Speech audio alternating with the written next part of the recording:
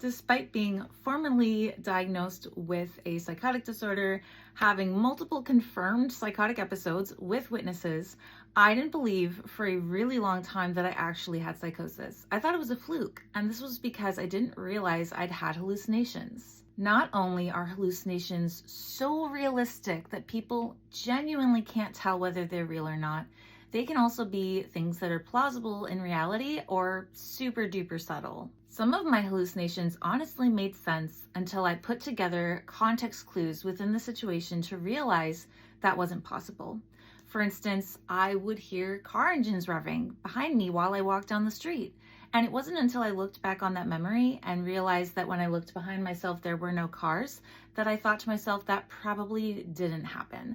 Or hearing doorbells ringing at 2 a.m., going upstairs to find no one there and thinking it was Ding Dong Ditch.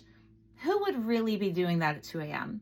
And then hearing my sister say very strange things, totally out of pocket, unlike anything she'd normally say, but only hearing it from behind her back, not seeing her mouth to see whether it was moving or not. That made me realize these were auditory hallucinations. And yeah, those are things that could maybe happen, but then there's also things that there's no way.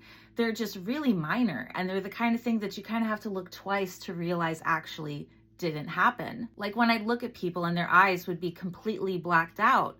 And I don't think we really pay attention to each other's eyes that much, let's be honest. Like, how many people in your daily life do you actually know their eye color? Because I think a lot of people don't really notice that. And so to look and see someone with black eyes, I'd have to kind of really think about it, because maybe they're brown, maybe they're just really dark brown, and I might write it off if it weren't for the fact that I remember very distinctly being disturbed by black eyes, and so that was probably an indication that it was a hallucination. These things would happen all the time, and because they were so minor or innocuous, I would tend to think that they weren't a hallucination, which is why for so long I didn't think I had them at all.